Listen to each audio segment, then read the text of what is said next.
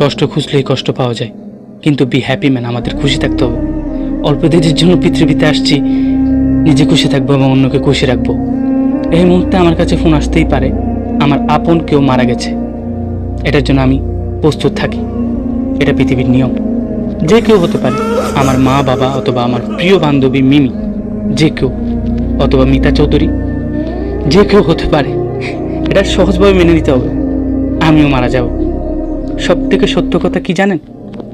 সব থেকে সত্য কথা হচ্ছে আমরা অনেকগুলো প্ল্যান করি, কিন্তু প্ল্যানগুলো সম্পূর্ণ হওয়ার আগে একটা সাধারণ দিনে একটা সাদামাটা পরিবেশে আমরা হঠাৎ করে মারা যাব।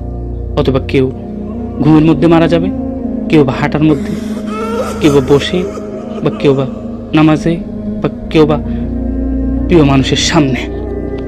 সেটা আজ অথবা কাল অথবা বৃদ্ধকাল, যখন তখনই হতে পারে। এবং এই পৃথিবী টোটালি আননোটিসড অবস্থায় চলতেই থাকবে। কি আজব, তাই না?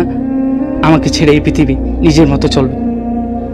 তাহলে আমরা অর্থ খুঁজি বেঁচে থাকার, কষ্ট না খুঁজে। খোদা হাফেজ। পরবর্তী কোনো ভিডিওতে আবার দেখা হয়ে যাবে। ততক্ষণের জন্য ভালো থাকুন, ভালো রাখুন। আল্লাহ হাফেজ।